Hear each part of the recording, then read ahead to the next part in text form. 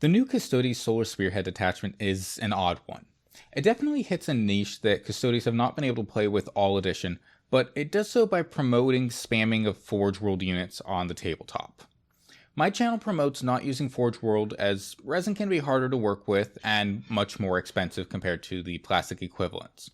If you want to run this attachment optimally, find someone who sells 3D prints and have them print you proxies.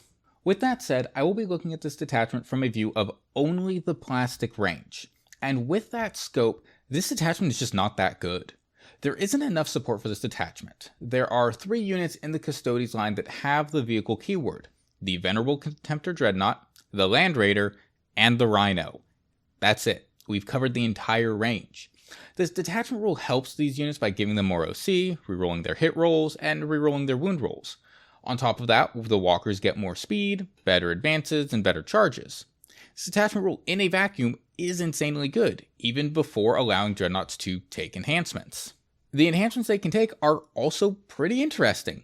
+1 attack, strength, and damage is a very nice buff, but within the plastic range, its best user is actually probably the Blade Champion.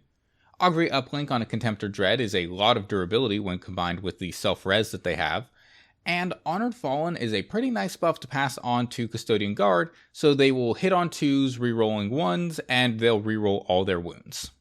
The stratagems do give a wide range of support to the entire range, but they're also weirdly limited.